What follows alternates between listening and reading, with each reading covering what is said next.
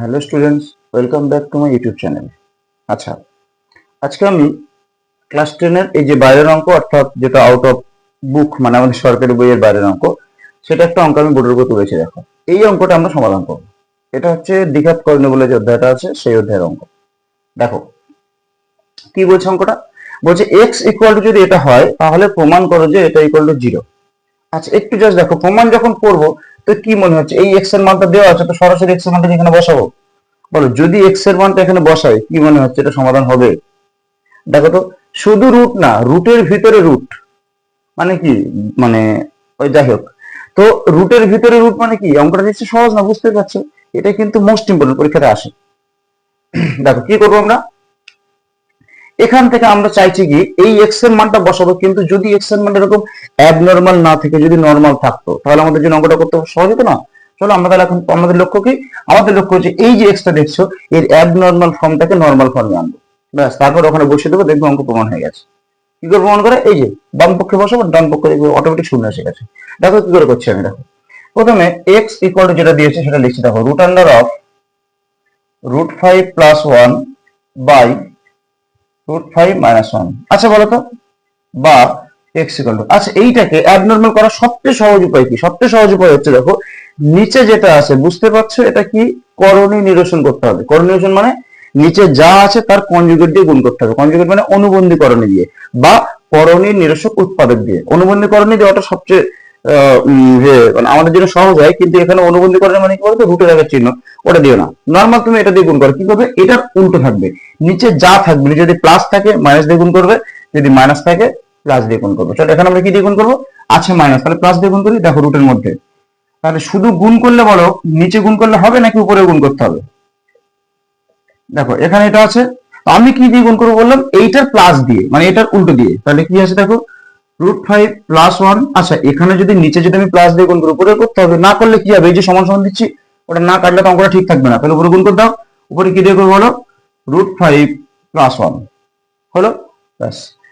বা x equal to, দেখো তো উপরে এটা যা ছিল সেটা দিয়ে গুণ করেছি না, তার মানে এটাকে যদি এক্স মানে এ ভাবো, তাহলে এ আর এ গুণ করে কি হবে, এ স্কোয়ার। তাহলে কি লিখবো আমি, √5 + 1 তার স্কোয়ার। আর নিচে কি হবে দেখো তো, a + b a - b। কোন সূত্র পড়ছে দেখো, a + b into a - b, মানে কি আমাদের আগে থেকে ছিল কি a - b ছিল, মানে আগে আমাদের a - b ছিল, আর আমি তার পাশে গুণ করলাম কি a + b। বলতো এটা কার সূত্র? বিখ্যাত সূত্র না? কি হবে, a square minus b square. আচ্ছা, এখানটায় a হিসেবে কাজ করছে কে, √5, আর b হিসেবে কে 1। তাহলে বলতো a ইকুয়াল টু যদি √5 হয় আর b ইকুয়াল টু যদি 1 হয়, তাহলে বলো a স্কোয়ার মানে বি স্কোয়ার, মানে কি দেখো √5 তার স্কোয়ার মাইনাস 1 স্কোয়ার। তুমি এটা চাইলে এখানেও করতে পারো, তো আমি এখানে করে তোমাকে বুঝিয়ে দিচ্ছি। কত হচ্ছে বলো, √5 স্কোয়ার মানে কত, 5, মানে কি √5, এই √5 আর √5 দুটো √5 গুণ করলে না রুট উঠে যায়, কারণ 5 - 1 কত হচ্ছে বলো 4। তাহলে আমি কি এই পুরোটার জায়গায় সরাসরি বসাতে পারবো কত, 4। তোমরা চাইলে সরাসরি 4 বসাবে, বা যদি মনে করো স্যার এটা আমরা এখানে করবো, হবে, হ্যাঁ হবে, কোনো সমস্যা নেই। বলো তাহলে জায়গায় বসালে কত হচ্ছে বলো, সরাসরি 4। আচ্ছা দেখতে তাকাও তো, এই যে রুটটা ওটা কার ঘাড়ে আছে, এর ঘাড়ে, এর ঘাড়ে তো। বলো উপরেরটার ঘাড়ে বসলে কি হবে, রুটটা স্কোয়ার আছে, এই স্কোয়ার আর রুটটা উঠে যাবে, তাহলে উপরে হয়ে থাকবে কি হয়ে যাবে বলো, √5 + 1। আর নিচে বলে 4-এর ঘাড়ে রুট বসলে কথা হবে 4√2। দেখো তো আমরা একটা এক্স এর সুন্দর একটা ফর্ম পেয়েছি। দেখো ওই যে বলছিলাম না, অ্যাবনর্মাল ফর্মটাকে আমরা নর্মাল ফর্মে আনলাম। এবার কাজ কি, ব্যাস ওখানে বসিয়ে দাও, অঙ্ক দেখবে এমনি হয়ে যাবে। এখানে যে বাম পক্ষ আছে, বাম দিকে আমরা এই মানটা শুধু বসিয়ে দেবো, আর কিছু না। দেখো তাহলে লিখছি বাম দিকে যেটা, সেটাকে আমরা কি বলি বলো, বাম পক্ষ বলে অঙ্কটা তুলছি। দেখো x² - x - 1। চলো কি করবো আমরা, x এর মানটা বসিয়ে দেবো। x এর মানটা কি, √5 + 1/2। দেখো শুধু আমি মানটা বসাচ্ছি, √5 + 1 পুরোটা বাই 2 তার হোল স্কোয়ার মাইনাস x এর জায়গায় মান বসাও, একই মান √5 + 1/2 এইটা -1, ব্যাস ইকুয়াল টু।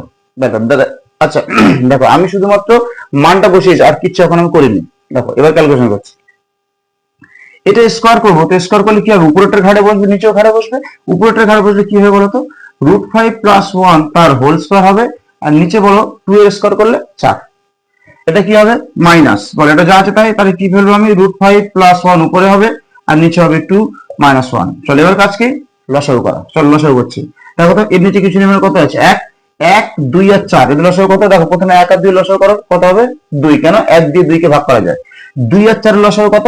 4। কেন? 2 দিয়ে 4 কে ভাগ করা যায়, শর্টকাট পদ্ধতি। তাহলে কত হলো লসাগু? 4। নিয়ম কি বলো?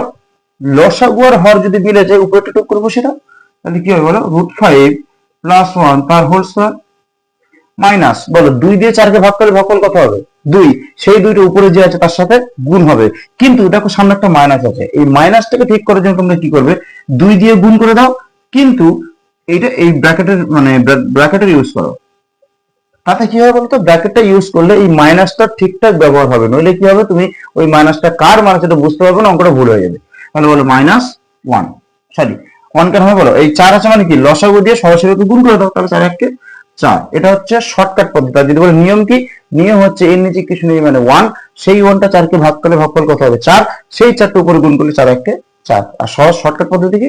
লসাগু দিয়ে যদি একটা সংখ্যা থাকে, যদি এখানে 2 থাকতো তাহলে 4 দিয়ে 8 গুণ করে দিতাম, যদি 3 থাকতো 3 4 12 গুণ করে দিতাম। এটা হচ্ছে শর্টকাট পদ্ধতি।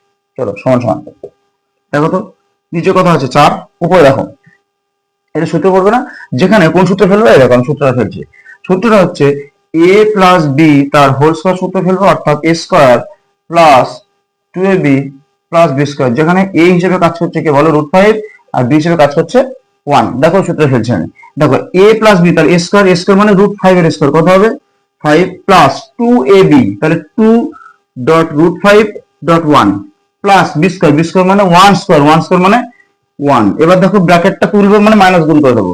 চলো শুধু মাইনাস গুণ করলে হবে? বাইরে তো 2 আছে, 2 গুণ করে দাও। তাহলে -2 যদি গুণ করে দেখো কত হবে? প্লাস মানে হচ্ছে -2√5, তারপরে প্লাস মানে হচ্ছে -2 1 2 -4